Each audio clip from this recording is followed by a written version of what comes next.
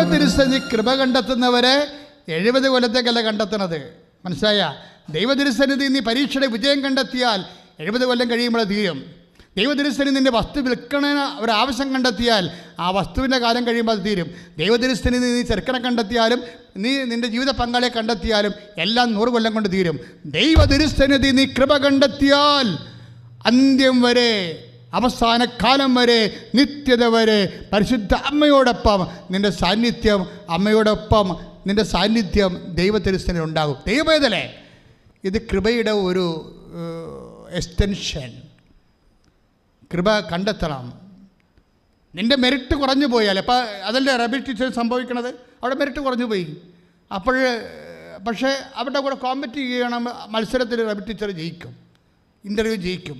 Manager പറഞ്ഞ് interview ജയിച്ചിട്ടുണ്ട്, ജോലി തരാം, പക്ഷേ കാര്യമുണ്ട്, കേട്ടക്ക് പാസ്സാകണമെന്ന് പറയും.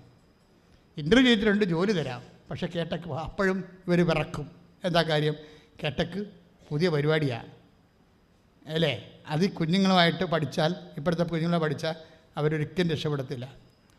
അപ്പോഴും മാതാവിനോട് പറയും, എന്താണ് അവിടെയും ഉടമ്പടി വർക്ക് ചെയ്യും. എന്താ? Not by merit but by grace. 150 ചോദ്യങ്ങളാണ് കേട്ടക്കിന് വരേണ്ടത്. 150 ചോദ്യങ്ങൾ. ടീച്ചറിൻ്റെ കൈയും കാലും പറിച്ച് കണ്ണൊക്കെ ചിമ്മി, കണ്ണ് കാണാൻ പറ്റില്ല, തലകറക്കം പറ്റില്ല, എന്തൊക്കെ ആ 8 ചോദ്യമേ അറിയാൻ പാടുള്ളൂ.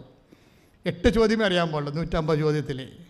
കാര്യം 17 കൊല്ലമല്ലേ പഠിച്ചിറങ്ങിയിട്ട്. പക്ഷേ ഈ ചോദ്യത്തിൻ്റെ അടുത്തൊക്കെ ടീച്ചർ ഈ ഉടമ്പടി കാശിലും കൊണ്ടു വെക്കും. കേട്ടക്ക് പരിചയമാണ്. ഉടമ്പടി 150 ചോദ്യത്തിൻ്റെ പിന്നിലും കൊണ്ടുപോയി ഉടമ്പടി കാശിൽ വെക്കുമ്പോൾ ചില ചോദ്യങ്ങൾ ബ്ലിങ്ക് ചെയ്യും. അതെല്ലാം ടിക്ക് ചെയ്ത് വെക്കും. ആരാണ്? മാതാവ് നേരിട്ട് ഇടപെട്ടിരിക്കുകയാണ്. ഈ ചോദ്യങ്ങൾ, ചില ഉത്തരങ്ങൾ ബ്ലിങ്ക് ചെയ്യിക്കുകയാണ്. അത് ഭയങ്കര രസമാണ് ടീച്ചർ പറഞ്ഞ് കേൾക്കാൻ. അത് അവർക്കറിയത്തില്ല. അവർക്ക് 8 എണ്ണമേ അറിയാൻ പാടില്ല. 150 ചോദ്യങ്ങളുണ്ട്. അവർ 94 എണ്ണത്തിന് റെഫർ ചെയ്ത് ഈ 94 ഉത്തരം അവർ പറഞ്ഞു, എനിക്ക് സത്യമായിട്ട് 8 ഉത്തരവേ അറിയാൻ പാടുള്ളൂ, ബാക്കിയെല്ലാം എൻ്റെ അമ്മ എഴുതി തന്നതാണെന്നാണ്. കൈയടിച്ച് കർത്താവിനെ ഹല്ലേലൂയ ഹല്ലേലൂയ ഹല്ലേലൂയ മഹത്വം മഹത്വം ആരാധന ആരാധന. അവരുടെ സർക്കാർ ജോലിയായി. നോക്കിയ ഒരു സ്റ്റോറി വന്ന കാര്യമുണ്ടല്ലേ. എന്താ കാര്യം വെച്ച് കഴിഞ്ഞാൽ, ഉടമ്പടിയുടെ ഒരു സംഭവം, ഇവിടെ കമ്പ്, സർക്കാർ ജോലി എന്നുള്ള സ്വപ്നത്തിൻ്റെ കമ്പ് പണ്ടേ കരിഞ്ഞു പോയതാണ്. പക്ഷെ ഉടമ്പടി വെച്ച് കഴിയുമ്പോൾ കൂടാരത്തിലേക്ക് വരികയാണത്. അഹ്റോൻ്റെ കമ്പ്, ഈ അവധാന പേടത്തിലിരിക്കുന്ന ഒരു ഐറ്റം എന്താണെന്നറിയാമോ? ഒരു ഐറ്റം വചനമാണ്. ഒരൈറ്റം എന്താണ്? അഹ്റോൻ്റെ ഉണങ്ങിയ കമ്പ് കൂടാരത്തിൽ വെച്ചതാണ്. എന്നിട്ടത് പിറ്റേ ദിവസം മോസസ് ഇവിടുന്ന് നോക്കുമ്പോൾ അത് ബദാം കായ്ച്ച് കിടക്കും. നിൻ്റെ സ്വപ്നങ്ങൾ കരിഞ്ഞു പോയതോ, ഔട്ട് ഓഫ് ഡേറ്റ് ആയതോ, നീ വ്യർത്ഥം വെച്ച് പോയതോ എല്ലാം ഉടമ്പടിയിൽ മാതാവ് ടേക്കപ്പ് ചെയ്യും. അത് സംഖ്യാപുസ്തകത്തിലാണുള്ളത്. സംഖ്യ അല്ലേ? സംഖ്യ ഒന്ന് വായിച്ചോളൂ. സംഖ്യ ശ്രുതികട്ടെ. ഹല്ലേലൂയ യേശുവേ സ്തോത്രം. ഹല്ലേലൂയ. സംഖ്യ 17:8. സംഖ്യ 17:8. ശ്രുതികട്ടെ. ഹല്ലേലൂയ. സംഖ്യ 17:8. പിറ്റേ ദിവസം മോശ സാക്ഷ്യ കൂടാരത്തിലേക്ക് ചെന്നു. ലേവി കുടുംബത്തിനു വേണ്ടിയുള്ള അഹറോന്റെ വടി മുള പൊട്ടി പൂത്ത് തളിർത്ത് ബദാം പഴങ്ങൾ കായ്ച്ചു നിന്നു.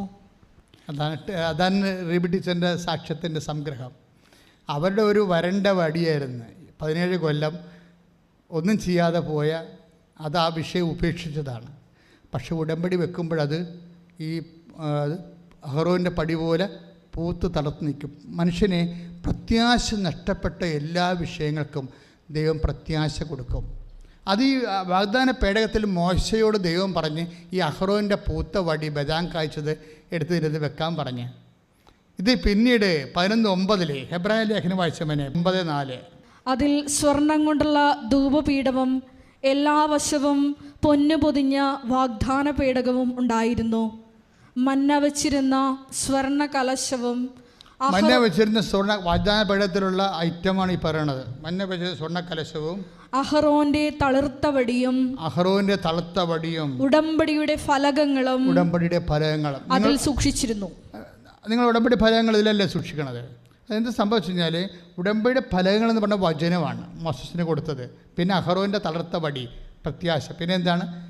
വാഗ്ദാന പേടകത്തിൽ സ്വർണ്ണക്കലശത്തിൽ മന്നാപ്പം. കാര്യം ജനം ഭക്ഷണം ഇല്ലെന്ന് പറഞ്ഞപ്പോൾ ആകാശത്തും ദൈവം ഭക്ഷണം കൊടുത്തതിൻ്റെ കാര്യം. അതായത് ഇതെല്ലാം ഒരു സാധ്യത മങ്ങുമ്പോൾ, ജോലി, വീട്, വിവാഹം, ജീവിതം, യാത്ര, എല്ലാത്തിനും മാനുഷികമായ മെറിറ്റുകൾ കുറയുമ്പോൾ ദൈവത്തിൻ്റെ ഇടപെടലുകളുടെ അടയാളങ്ങളാണ് അഹറോന് തറുത്ത വടിയും മന്ന അപ്പവും, അതുപോലെ തന്നെ അതിനെ നിവൃത്തിയാക്കുന്ന ദൈവത്തിൻ്റെ വചനവും. അപ്പോൾ അവൻ പറയണത് പോലെ ചെയ്യാവുന്നല്ലേ നമ്മൾ പറയണത് മാതാവിൻ്റെ മധ്യസ്ഥത്തിൽ. അപ്പോഴിതുപോലെ നിൻ്റെ പ്രത്യാശ കരിഞ്ഞ വടികളെല്ലാം തളർക്കും. നീ ചിന്തിക്കാത്ത സ്ഥലത്ത് നിന്ന് നിനക്ക് ആഹാരം കിട്ടും, വഴി കിട്ടും, ജോലി കിട്ടും. ഇതെല്ലാം ദൈവത്തിൻ്റെ വാഗ്ദാനങ്ങളാണ് ആണ്. അതിനാണ് വാഗ്ദാന പേടകം എന്ന് പറയണത്. പുതിയ നിയമത്തിൽ വാഗ്ദാന പേടകം പരിശുദ്ധ അമ്മയാണ്. യേശുവും വാഗ്ദാന പേടകമാണ്. പക്ഷേ മരിയൻ ഉടമ്പടി വാഗ്ദാന പേടകമായ പരിശുദ്ധ അമ്മയുടെ മധ്യസ്ഥത്തിലേക്ക് നമ്മുടെ ജീവിതം നമ്മൾ പുനഃക്രമീകരിച്ചുകൊണ്ട് യേശുവിന് സാക്ഷ്യമായി ജീവിക്കുന്ന ഒരു വിശ്വാസത്തിൻ്റെ ഒരു നിത്യസമർപ്പണമാണ്.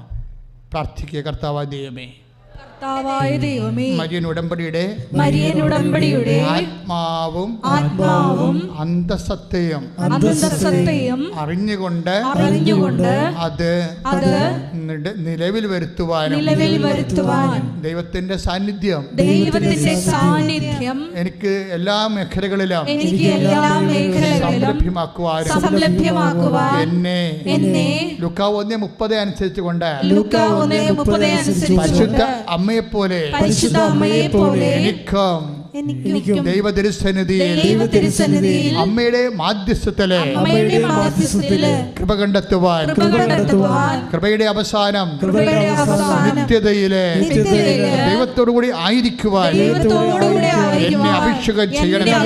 ശ്രദ്ധിക്കട്ടെ.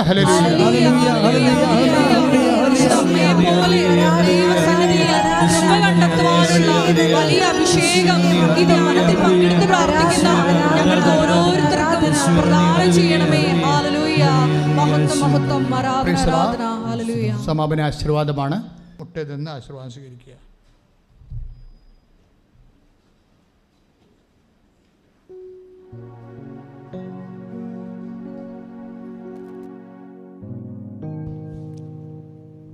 നമ്മുടെ എല്ലാ ഉടമ്പടി നിയോഗങ്ങള് ദിവ്യകാരുണ്യ സന്നിധിയിൽ സമർപ്പിക്കാം. പരിശുദ്ധ അമ്മയുടെ പ്രത്യക്ഷീകരണത്തിൻ്റെ സ്ഥിരം സാക്ഷിയായി എന്നെയും എൻ്റെ കുടുംബത്തെയും ഉയർത്തണമേ എന്ന് പ്രാർത്ഥിച്ചുകൊണ്ട് ശിരസ് നമിച്ച് നമുക്ക് ദിവ്യകാരുണ്യനാഥൻ്റെ ആശീർവാദം സ്വീകരിക്കാം. Hallelujah, hallelujah. യേശുവേ ആരാധന, മഹത്വം, മഹത്വം, ആരാധന, ആരാധന. ഹല്ലേലൂയ. യേശുവേ ആരാധന. Hallelujah, hallelujah, hallelujah. യേശുവേ നന്ദി. യേശുവേ ആരാധന. ഹല്ലേലൂയ. മഹത്വം, മഹത്വം, ആരാധന, ആരാധന. Hallelujah, hallelujah.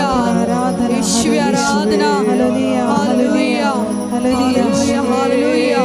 മഹത്വം, മഹത്വം, ആരാധന, ആരാധന. Hallelujah, hallelujah.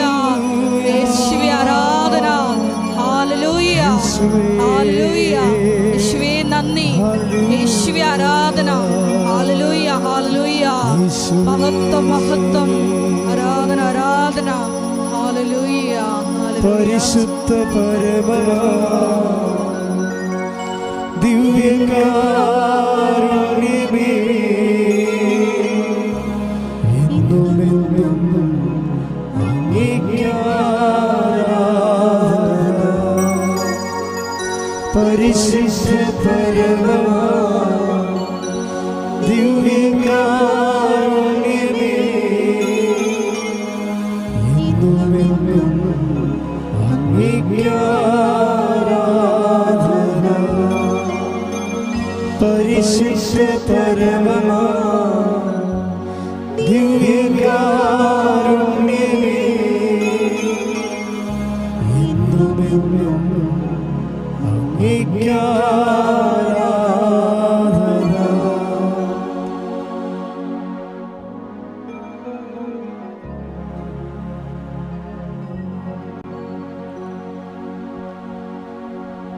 ആവേ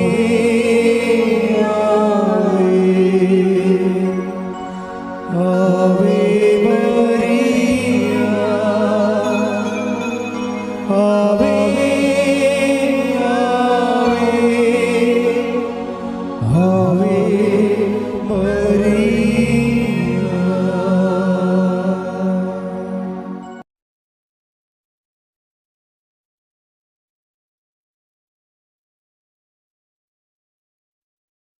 അറിയിപ്പുകൾ, പ്രധാനപ്പെട്ട അറിയിപ്പുകൾ. ഒന്ന്, കൃപാസനത്തിൽ എല്ലാ ദിവസവും ഉടമ്പടി എടുക്കുവാനും പുതുക്കുവാനും സാക്ഷ്യം പറയുവാനും അവസരം ഉണ്ടായിരിക്കുന്നതാണ്. ഉടമ്പടിയുടെ ഏറ്റവും പ്രധാനപ്പെട്ട കാര്യങ്ങളാണ് സാക്ഷ്യം. ഞങ്ങൾ ഇപ്പോൾ അച്ഛൻ്റെ അടുത്ത് വന്നാലും ഞാൻ ചോദിക്കുന്നത് സാക്ഷ്യം പറഞ്ഞതാണെന്ന് ചോദിക്കത്തുള്ളൂ. സാക്ഷ്യം പറഞ്ഞില്ലെങ്കിൽ ആ ഉടമ്പടിക്ക് സ്ഥിരീകരണം ഇല്ലെന്ന് എൻ്റെ അർത്ഥം. നിങ്ങൾ എടുത്തു എന്നുള്ള കാര്യം സത്യമാണ്, പക്ഷേ ദൈവം അത് സ്വീകരിച്ചിട്ടില്ല. കാരണം സ്വീകരിക്കാൻ വേണ്ടിയുള്ള നടപടികൾ നിങ്ങൾ ചെയ്തിട്ടില്ല. എന്തൊക്കെ ചെയ്യാത്തതെന്ന് വെച്ച് കഴിഞ്ഞാൽ നിങ്ങളത് വീട്ടിൽ കൊണ്ടേ വെക്കുന്നു, പിന്നീട് അതിൻ്റെ പ്രാർത്ഥനകൾ കുറക്കുന്നു, അല്ലെങ്കിൽ രോഗികളെ കാണുന്നില്ല, അല്ലെങ്കിൽ ദാനധർമ്മം ചെയ്യുന്നില്ല, ബൈബിൾ വായിക്കുന്നില്ല, നിങ്ങൾ ഉഴപ്പുന്നു. അപ്പോൾ സ്വാഭാവികമായിട്ട് നിങ്ങൾക്ക് സാക്ഷ്യം കിട്ടത്തില്ല. സാക്ഷ്യം കിട്ടാത്തവർ ഞാൻ കൈകാര്യം ചെയ്യേണ്ട കാര്യമില്ല. കാര്യം അവർ പ്രോസസ്സിലാണല്ലോ. പിന്നെ രോഗമായി അടിയന്തര വിഷയങ്ങളെല്ലാം എടുക്കും. രോഗം, കടം, ഇപ്പം അതായത് മുന്നിൽ സമയമില്ലാത്ത അച്ഛൻ ആൾക്കാരെ കാണുന്നത് മുന്നിൽ സമയമില്ലാത്ത ഏറ്റവും എമർജൻസി ആയിട്ടുള്ള ആൾക്കാരെ. പണ്ട് അങ്ങനെയല്ലായിരുന്നു. ഉടമ്പടി 3 പുതുക്കിയാലേ കാണത്തുള്ളായിരുന്നു. ഇപ്പം അങ്ങനെയല്ല. ഉടമ്പടി എടുത്താൽ തന്നെ ആൾക്കാരെ കാണും. വിഷയം സീരിയസ് ആയാൽ മതി. ഉടമ്പടി എടുത്താൽ തന്നെ കാണാം. അപ്പം അതിനകത്ത് കാര്യങ്ങൾ കേൾക്കും, ബ്ലെസ് ചെയ്യും, പ്രാർത്ഥിക്കും അവർക്ക് വേണ്ടി. അവർ സീനിയറാണെങ്കിൽ സാക്ഷിയൊക്കെ പറഞ്ഞ് സീനിയറാണെങ്കിൽ മെസ്സേജുകൾ പറയാൻ തുടങ്ങും. എന്ത് നടക്കും, എപ്പോൾ നടക്കും, എന്ത് ചെയ്യണം, എന്ത് ചെയ്യരുത്, അങ്ങനെ എല്ലാ കാര്യങ്ങളെക്കുറിച്ചുള്ള കറക്റ്റ് കാര്യങ്ങൾ മെസ്സേജ് പറയുക. അത് ബിബ്ലിക്കൽ മെസ്സേജുണ്ട്, ദർശന മെസ്സേജുണ്ട്. കർത്താവ് എന്താ തരണത് അതനുസരിച്ച് പറയും. അതുകൊണ്ടാണ് നീല ഉടമ്പടിയൊക്കെ വരണത്. നീല ഉടമ്പടി അവർ തന്നെ വെള്ള ഉടമ്പടിയൊക്കെ ഉണ്ട്. ഉടമ്പടി 2-ാം കൊല്ലത്തേക്ക് പ്രവേശിക്കുമ്പോഴാണ് നീല ഉടമ്പടി കിട്ടുന്നത്. ഉടമ്പടി 3-ാം കൊല്ലത്തേക്ക് പ്രവേശിക്കുമ്പോഴാണ് വെള്ള ഉടമ്പടി കിട്ടുന്നത്. അപ്പോൾ അതിൻ്റെ കൂടെ എല്ലാം സാക്ഷ്യത്തിൻ്റെ പത്രമുണ്ട്. കാരണം നീല ഉടമ്പടിയാണ്, പിന്നെ സാക്ഷ്യമില്ലായിരുന്നു കഴിഞ്ഞാലും അതിന് സാധാരണ പച്ച ഉടമ്പടിയുടെ വില മാത്രമേ ഉണ്ടാകത്തുള്ളൂ. സാക്ഷ്യം ഉണ്ടാകണം. സാക്ഷ്യം ഉണ്ടായാൽ മാത്രം പോരാ, സാക്ഷി ഇവിടെ വന്ന് നിങ്ങൾ എഴുതി കൊടുക്കണം. ഇപ്പം മെഡിക്കൽ മറ്റേതിൻ്റെ അകത്ത് മറ്റ് ഡോക്ടർ ഇപ്പോൾ രോഗസൗഖ്യം ഉടമ്പടി കൊണ്ട് മാത്രം സൗഖ്യപ്പെട്ടാണ് നിങ്ങൾക്ക് ബോധ്യമുണ്ടെങ്കിൽ നിങ്ങൾ സൗഖ്യപ്പെട്ടതായിട്ട് ഡോക്ടേഴ്സിൻ്റെ സർട്ടിഫിക്കറ്റ് വേണം. ഇവിടെ വെറുതെ വന്ന് പറഞ്ഞാൽ ഞങ്ങളത് എഴുതിയൊക്കെ എടുക്കും. പക്ഷേ ഡോക്ടറിൻ്റെ സർട്ടിഫിക്കറ്റ് ഉണ്ടെങ്കിൽ നമുക്കത് പുറത്തേക്ക് പബ്ലിക്കായിട്ട് വിടാൻ പറ്റും. അതാണ് എൻ്റെ ഗുണം. അപ്പോൾ ഒത്തിരി പേര് ഈശോയിൽ വിശ്വസിക്കാനും നിങ്ങൾ വഴി കർത്താവ് മഹത്വപ്പെടാനും ആത്മാക്ക് രക്ഷപ്പെടാനൊക്കെ ഇടയാക്കും. അപ്പോൾ അത് നിങ്ങളൊന്ന് പ്രാർത്ഥിക്കണം. എന്നെ കർത്താവിൻ്റെ പ്രേക്ഷിതയാക്കി മാറ്റാൻ, ഞാൻ വഴി കർത്താവിനെ എല്ലാവരും അറിയാൻ എനിക്ക് നല്ല സാക്ഷ്യം തരണമെന്ന് പ്രാർത്ഥിക്കണം. അപ്പോൾ ഇവിടെ കൊണ്ടുവന്ന് ഈ ഓഫീസിൽ അവിടെ പ്രഭുവചനൻ ഇരിക്കണത് അച്ഛൻ്റെ അടുത്ത് കൊണ്ടുവന്നിട്ട് സാക്ഷ്യങ്ങൾ നിങ്ങൾ എഴുതി കൊടുക്കണം. എഴുതി കൊടുത്തിട്ട് ഓടിക്കളയരുത്. സാക്ഷ്യം പറയാനായിരിക്കും ഉദ്ദേശിക്കണം. കാര്യം സാക്ഷ്യം പറയണം. പറയാൻ പറ്റുന്നതാണെങ്കിൽ അച്ഛൻ പറയാൻ വേണ്ടി പറയും.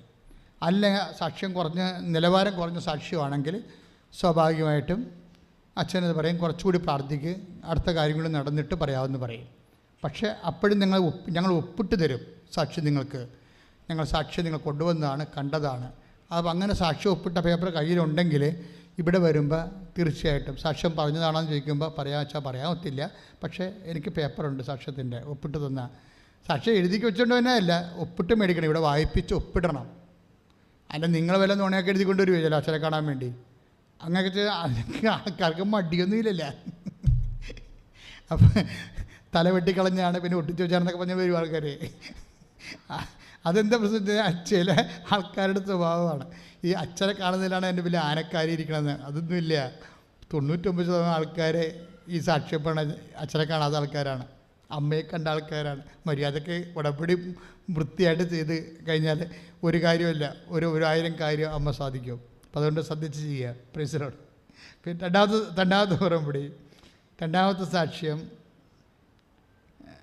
ഇവിടെ അച്ഛൻ പറഞ്ഞ പോലെ അത്യാവശ്യക്കാർക്ക് എന്നെ കാണാൻ അത്യാവശ്യമാണെങ്കിൽ ഞാൻ ഈ ആൾദൈവമൊന്നുമല്ല കേട്ടോ, ആൾക്കാരെ ക്രിസ്തുവിൽ സഹായിക്കുന്ന ഒരു സാധു സുവിശേഷ പ്രവർത്തകനാണ്.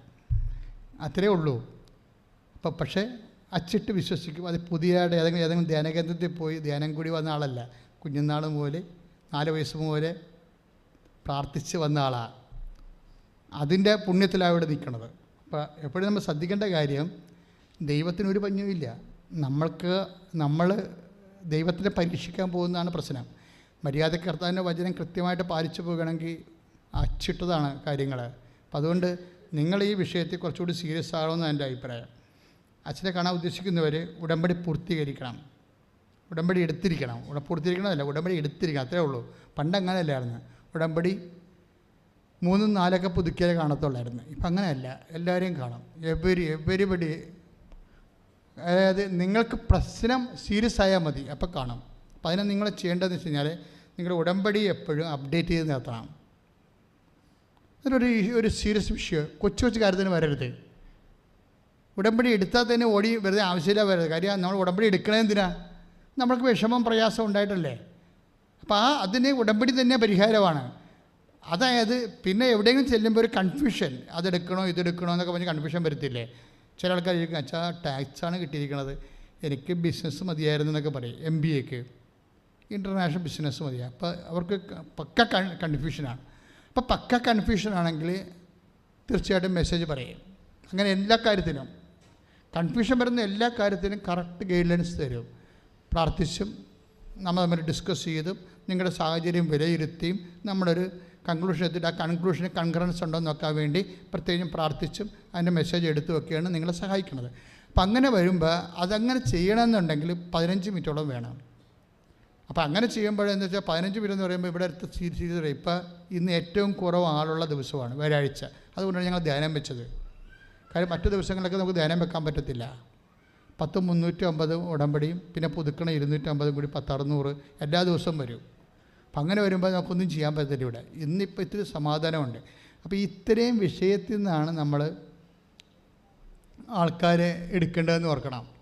അപ്പം അതുകൊണ്ടാണ് പറഞ്ഞത് ഏറ്റവും സീരിയസ് ആയിട്ടുള്ള ആൾക്കാർ മാത്രമേ ഓഫീസിൽ ചെന്ന് പറയാവൂ. പക്ഷെ പറഞ്ഞാൽ മാത്രം പോരാ, രേഖകൾ കാണിക്കണവരെ. അതായത് ഉടമ്പടി എടുത്തവരെ മാത്രമേ ഇവിടെ സംസാരിക്കാൻ പോലും അനുവദിക്കത്തുള്ളൂ. അതെപ്പോഴും ശ്രദ്ധിക്കണം. അവിടെ എഴുതി വെച്ചിട്ടുണ്ട്, ഇത് ഉടമ്പടി ധ്യാനകേന്ദ്രമാണ്, ഇവിടുത്തെ പ്രാർത്ഥനാവിധികളെല്ലാം ഉടമ്പടിയുടെ അടിസ്ഥാനത്തിൽ നിന്നാണ്. കാരണം ഈ വഴിയെ ഇത് നാഷണൽ ഹൈവേ നിൽക്കുന്ന കാരണം ആൾക്കാർ കൂടുമ്പോൾ ചുമ്മാ വഴിയെ കൊണ്ടൊരു വണ്ടി നിർത്തി കയറിയേക്കുകയും അവർക്ക് പ്രാർത്ഥിച്ചിട്ട് പോകാം സന്തോഷമായിട്ട്. പക്ഷേ ഇവിടെ ഞങ്ങൾ സർവീസ് ചെയ്യണത് ദൈവത്തോട് ഉടമ്പടി ചെയ്യുന്നവരോട് മാത്രമാണ്. ഉടമ്പടി ചെയ്യുമ്പോൾ അപ്പം അമ്മയാണ്, അല്ലെങ്കിൽ അപ്പനാണ്, അല്ലെങ്കിൽ ആങ്ങളെയാണെങ്കിൽ പെങ്ങളെ കൊണ്ടുവരാം, ആ വീട്ടിലുള്ള അമ്മയെ കൊണ്ടുവരാം, ആ വീട്ടിൽ ആരൊക്കെ താമസിക്കുന്നവരെ കൊണ്ടുവരാം, ഒരു കുഴപ്പമില്ല. ആ വീട്ടിലുള്ളവരായിരിക്കണം. കെട്ടിച്ചു വിട്ടവരെ കൊണ്ടുവരരുത്, അവർ വേറെ ഉടമ്പടി എടുക്കണം. കെട്ടിച്ചുവിട്ട മക്കളില്ലേ, കെട്ടിച്ചുവിട്ട മക്കൾ അവർ വേറെ ഉടമ്പടി എടുക്കണം, അത് വേറെ വീടല്ലേ. അതുകൊണ്ട് പ്രത്യേകം ശ്രദ്ധിച്ച് വേണം. ഇപ്പോൾ ഇന്നലെ ആൾക്കാരറിയാതെ ഇപ്പോൾ ഡോക്യുമെൻ്റ് കാണിച്ച് അച്ഛനെ കാണാമല്ലോ, അപ്പോൾ അവർ എന്തെങ്കിലും ഒരു ഡോക്യുമെൻ്റ് സംഘടിപ്പിക്കും. പക്ഷേ ഡോക്യുമെൻ്റ് അവിടെ വെരിഫൈ ചെയ്യും. എന്നിട്ട് എന്താ ചെയ്തിരിക്കണം? ചേട്ടത്തിയുടെ കാര്യമല്ലേ പറയണത്, ചേട്ടത്തിയുടെ അനിയത്തിയുടെ മകളെയും കൊണ്ട് വന്നിരിക്കണം. അവരുടെ കാര്യം പറയാൻ വേണ്ടി ഇവരുടെ ഡോക്യുമെൻറ്റും കൊണ്ട് വന്നിരിക്കുക. അത് മനഃപൂർവ്വം വന്നാണെന്ന് ഞാൻ പറയണില്ല, അവർക്കറിയാൻ പാടില്ല, അത്രയേ ഉള്ളൂ. അപ്പം അവർ നിങ്ങൾ പറഞ്ഞ് മനസ്സിലാക്കണം, മോളെ നീ ഉടപ്പിടിക്കണം, നീ എംബ്രാൻ്റെ വെട്ടത്ത് വാരുടെ അത്താഴത്തിന് വേണ്ടി മരക്കയ്യനെ കൊണ്ട് പാമ്പ് പിടിപ്പിക്കാൻ വരരുത്. അതൊക്കെ അത് മുതലെടുപ്പാണല്ലോ. അത് ചില ആൾക്കാർ അവർ ദൈവമായിട്ടൊരു ബന്ധവുമില്ല, മറ്റുള്ളവരെ കൊണ്ട് പ്രബോധിപ്പിച്ചിട്ട് ഇവർ മുതലെടുക്കും. അങ്ങനെ ചെയ്യരുത്. ഉടമ്പടി എടുക്കണമെന്ന് പറഞ്ഞത് ഒരു വലിയ അധികാരികതയാണ് ആ വ്യക്തിക്ക്.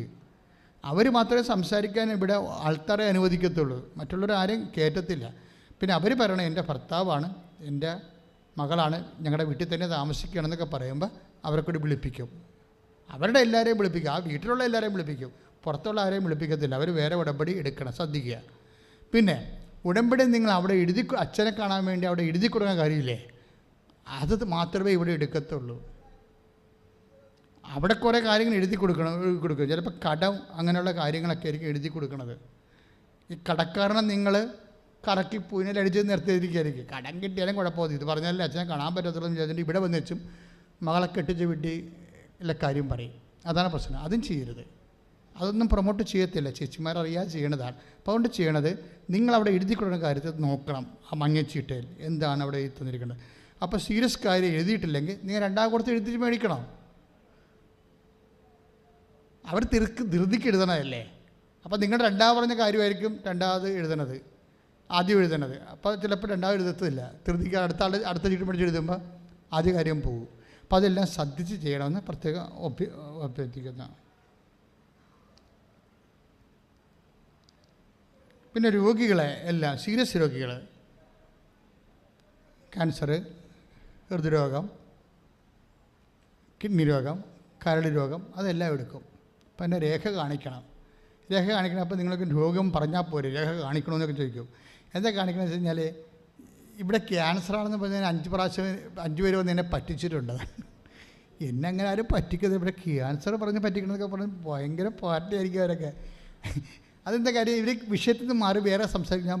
ഞാൻ ഇതിന്മേൽ ക്യാൻസറാണല്ലോ എഴുതിയിരിക്കണത്. ക്യാൻസറാണെന്ന് വെച്ചാൽ പണ്ട് ക്യാൻസർ വന്നാണേ, പണ്ടങ്ങാട് വന്നാണെന്ന്. അതിൻ്റെ വകുപ്പിനിപ്പോൾ ചീട്ടപ്പെടുത്തുന്നത് വേറെ കാര്യം പറയാം. അന്ന് ചെയ്തത് കാര്യം എന്താ പ്രശ്നം വെച്ചാൽ എനിക്ക് പെട്ടെന്ന് മൂഡൗട്ടാവും. കാര്യം ഈ ആൾക്കാരെ ഒരു അഭിഷേകത്തെ കണ്ടുകൊണ്ട് നിൽക്കുകയല്ലേ. അപ്പോൾ ഇതുപോലെ ഫ്രോഡ് കേസ് വന്നാൽ എനിക്ക് ദേഷ്യം വരും. ദേഷ്യം വന്നപ്പോൾ ഞാൻ ഇവിടുന്ന് പോകണം. കാര്യം അടുത്ത ആളിനത് ബാധിക്കും. ഈ ആത്മാവിൻ്റെ പ്രവർത്തനമല്ലേ, കട്ടായി പോകും. അപ്പോൾ അതുകൊണ്ട് ഞാൻ പിന്നെ അവിടുന്ന് മാറും, ആ ശുശ്രൂഷ അവസാനിപ്പിക്കും. ശാന്തമായി കുറച്ച് നേരം മനസ്സാപ്രവണത്തിലിട്ട് തിരിച്ചു വരും. അപ്പോൾ അതുകൊണ്ട് ഇല്ലാത്ത ഇഷ്യൂ നിങ്ങളായിട്ട് ഉണ്ടാക്കരുത്. കാര്യം ഇത് 1 സെക്കൻഡ് മതി ഇവിടെ, 1 മിനിറ്റ് കൊണ്ടെല്ലാം ശരിയാവും. കാരണം നമ്മൾ ഇത്രയും ഉടമ്പടിയൊക്കെ എടുത്ത് പ്രാർത്ഥിച്ച് പുണ്യം ചെയ്ത് കൃത്യമായിട്ട് നിൽക്കുകയല്ലേ. ചിലപ്പോൾ ഒറ്റ ബ്ലെസ്സിങ് മതി. അല്ലെങ്കിൽ പറയും മാൾ പോയിക്കൊള്ളാൻ പറയും, ഒറ്റ പറഞ്ഞില്ല. അത് അമ്മ കൂടെ വരും ആ വിഷയത്തിൽ. കാര്യം ഒന്നും ചെയ്യാൻ പറ്റത്തില്ല, ദൈവം തന്നെ കൂടെ വരേണ്ടി വരും. ചില കേസിന് നമുക്കൊന്നും ചെയ്യാൻ പറ്റത്തില്ല, ദൈവം കൂടെ വരേണ്ടി വരും. പക്ഷേ ബൈബിളിൽ ഓഫറുള്ള ഏറ്റവും വലിയ ഓഫറാണിത്. I will come with you. നീ ധൈര്യമായിട്ടിരിക്കാൻ പറഞ്ഞില്ല, അതാണ് ദൈവം കൂടെ. ഉടമ്പടിക്കാകുമ്പോൾ ഉള്ള ഏറ്റവും വലിയ സംഭവം ഈ പാക്കേജ് കൂടെ വരിക എന്നുള്ളത് നമ്മൾ ഉടമ്പടി പ്രകാരമായതുകൊണ്ട് ദൈവം അത് ചെയ്യും. കാര്യം ദൈവം നമ്മൾ അവിശ്വസ്തരായിരുന്നാലും ദൈവം വിശ്വസ്തനായിരിക്കും. അതാണ് നമ്മൾ തിമോത്തി വായിക്കുന്നത്. It's okay. പിന്നെ പ്രൊഫഷണൽസിനെ എല്ലാം വിളിക്കും കേട്ടോ. പ്രൊഫഷണൽസിനെ എല്ലാവരും വിളിക്കും. പ്രൊഫഷണൽസിന് ഒരു ബ്ലെസ്സിങ്സ് മതി അവർക്ക്. അവരൊത്തിരി കഷ്ടപ്പെട്ട് രാത്രിയും പകരം പഠിച്ച് നിൽക്കണല്ലേ. അപ്പോൾ ആ പരീക്ഷയ്ക്ക് ചിലപ്പോൾ ടാബ്ല റാസ എന്ന് പറഞ്ഞാൽ അവരിങ്ങനെ ഒന്നും കിട്ടത്തില്ല, തലയിലൊന്നും കയറണില്ല. അച്ഛൻ ഒത്തിരി പഠിച്ചാണ്, ഒന്നും ഇപ്പോൾ ഓർക്കണില്ലെന്ന് പറയും. ഇങ്ങനെ ഒരു പ്രത്യേക നോസായി പോകും ആൾക്കാർ. അതുപോലെ തന്നെ ടെൻഷൻ അടിച്ച് പല കാര്യങ്ങൾ കൊണ്ടവർ. അപ്പോൾ അതുകൊണ്ട് അവർക്കൊരു ബ്ലെസ്സിങ് കൊടുത്താൽ മതി. മാതാവ് അവരെ സഹായിക്കുകയും ചെയ്യും, പരിശുദ്ധാത്മാവ് അവരെ കൊണ്ടെല്ലാം. ഇപ്പോൾ ടീച്ചർ എഴുതുന്നുണ്ട്, ടീച്ചറിന് അറിയത്തില്ലേ 150 ക്വസ്റ്റ്യനിൽ 8 അറിയാൻ പാടുള്ളൂ, ബാക്കി എല്ലാം ചെയ്ത മാതാവാണെന്ന് പറയും. അതാണ് അതിൻ്റെ സംഭവം. അപ്പോൾ ഒരു ബ്ലെസ്സിങ്സ് തന്നെയാണ്. അപ്പോൾ അതുകൊണ്ട് ഈ പ്രൊഫഷണൽസിന് എന്താ, ഇപ്പോൾ MD പരീക്ഷ അല്ലെങ്കിൽ OIT കഴിഞ്ഞിട്ട് അവിടെ ചെല്ലുമ്പോഴുള്ള പരീക്ഷ, പ്രൊഫഷണൽസിൻ്റെ പരീക്ഷ, IELTS, അങ്ങനെ എല്ലാ പരീക്ഷയും എടുക്കും. BTech. എന്താ കാര്യം വെച്ച് കഴിഞ്ഞാൽ അവരിപ്പോൾ പരീക്ഷയുടെ ലാസ്റ്റ് ഭാഗത്ത് നിൽക്കുകയല്ലേ. അവരൊന്ന് ബ്ലെസ് ചെയ്താൽ ചിലപ്പോൾ അവർക്ക് കർത്താവ് ജോലി കൊടുത്താൽ അനിയത്തിനെ കെട്ടിക്കാം, അല്ലെങ്കിൽ ചേട്ടൻ്റെ ജോലി വാങ്ങിക്കാം, കുടുംബത്തെ കടം മാറ്റാം, വീട് വെക്കാം, കുറേ കാര്യങ്ങൾ പെട്ടെന്ന് നടക്കും. അപ്പോൾ ഞാൻ കുറേ കാര്യങ്ങൾ കണ്ടുകൊണ്ടാണ് നിങ്ങൾ ബ്ലെസ് ചെയ്യണത്. നിങ്ങളെ കാണുമ്പോൾ ഞാൻ പോയി മാതാവിൻ്റെ മുട്ടയിൽ നിൽക്കുന്നതിൻ്റെ കാര്യം അതാണ്. ഇവർ ചിലപ്പോൾ ഒരു വീട്ടിൽ ചിലപ്പോൾ ഒരാളായിരിക്കും ഇങ്ങനെ പൊങ്ങി വന്നിരിക്കുന്നത്. ബാക്കി 4 പേരെ സംരക്ഷിക്കണമെങ്കിൽ ഇവരെ അങ്ങോട്ട് നമ്മളെ രക്ഷപ്പെടുത്തിയാൽ മതി. അപ്പം ഞാനത് വളരെ കൃത്യമായിട്ടാണ് മാതാവിൻ്റെ അടുത്ത് ആ വിഷയം മുട്ടതെന്ന് പറയണത്. അപ്പം നിങ്ങൾ ആ ബ്ലെസ്സിങ്സ് വാങ്ങിച്ചോ. ഇപ്പോൾ 1, 2 ഒക്കെ ഇടയ്ക്ക് IELTS ഒക്കെ പോയാലും നിങ്ങൾ ആ ഉദ്യമങ്ങളിൽ നിന്ന് പോകരുത്. കാരണം ആ ബ്ലെസ്സിങ് അവിടെ കിടപ്പുണ്ട്. ദൈവം സമയമാകുമ്പോൾ നിങ്ങൾ ഈ കമ്പ് പോലെ അതിനെ തളർപ്പിച്ചെടുത്തോളൂ, ഒരു കുഴപ്പമില്ല. നിരാശപ്പെടുകയോ ഞാൻ പ്രാർത്ഥിച്ചല്ല എന്നിട്ട് എൻ്റെ മുടിയിൽ പോയല്ല, ഇങ്ങനെയൊക്കെ വർത്തമാനം പറയരുത്. കാര്യം ഹൃദയത്തിൽ സംഗ്രഹിച്ച് അമ്മയെപ്പോലെ മൗനമായിരുന്ന് പ്രാർത്ഥിച്ച് മുന്നോട്ട് പോകണം. അത്രയേ ഉള്ളൂ എൻ്റെ കാര്യമാണ്. ചെക്കോയെ. അടുത്തത് 3ാമത്തെ അറിയിപ്പ്, മരീന പാരിഷൻ സെൻറ്റർ. അതായത് ഇവിടുത്തെ ഒരു സീരിയസ് പ്രോജക്റ്റാണിത്. അതായത് ഒത്തിരി പേര് ഇപ്പോഴും രാത്രിയും പകലൊക്കെ വന്നുകൊണ്ടിരിക്കുകയല്ലേ ആൾക്കാർ. 3 മണിക്കൊക്കെ വരും ഇവിടെ. 3 മണി തൊട്ട് ആൾക്കാരിങ്ങനെ വരാൻ തുടങ്ങും രാത്രി. അപ്പോൾ ഇവർക്ക് എവിടെ പോകണം, എവിടെ താമസിക്കണം, ഒരു ഐഡിയയും ഇല്ല. അപ്പോൾ ഇവർ ഓരോ വീടുകളിലൊക്കെ പോയി താമസിക്കും. പിന്നെ രാവിലെ വന്നവർ പോലും ഓരോ വീടുകളിലൊക്കെ പോകുന്നുണ്ട് അവരുടെ കാര്യങ്ങൾക്കൊക്കെ എല്ലാം. അപ്പം അങ്ങനെ ഒരു തീർത്ഥാടകർക്കൊരു ഫ്രണ്ടിലല്ലാത്ത സാഹചര്യമാണ് ഇപ്പോൾ ഉള്ളത്. അപ്പോൾ പലരും പറഞ്ഞ അച്ഛാ കൃപാസനത്തായിട്ട് നിങ്ങൾ എങ്ങനെയെങ്കിലും ഞങ്ങളെ സന്ധിക്ക് തീർത്ഥാടകരാ ഇങ്ങനെ അമ്മയെ കാണാൻ വേണ്ടി വരുന്നവരെ. അപ്പോൾ അതുകൊണ്ട് നമ്മൾ സ്ഥലം വാങ്ങിച്ചു, അപ്പോൾ അവിടെ കെട്ടിടം പണിതുകൊണ്ടിരിക്കണം. അപ്പം കുഴപ്പമില്ല, വിളിച്ച് പറഞ്ഞാൽ മതി, ഞങ്ങളത് ബുക്ക് ചെയ്തിട്ടേക്കും. നിങ്ങൾക്ക് വന്ന് രാത്രി താമസിച്ചിട്ട് കുളിച്ച് ഇറങ്ങി അവിടെ ബ്രേക്ക്ഫാസ്റ്റ് ക്രമീകരിച്ച് കഴിച്ചിങ്ങോട്ട് പോന്നാൽ മതി. അപ്പോൾ നമ്മൾ അങ്ങനെ ഒരു പദ്ധതിയാണ് ഇപ്പോൾ ചെയ്യണത്. അപ്പം അതിന് അമ്മയ്ക്കൊരു മുറി, എൻ്റെ സ്വന്തം പ്രാർത്ഥനാ മുറി എന്ന് പറഞ്ഞ പ്രോജക്റ്റാണ്.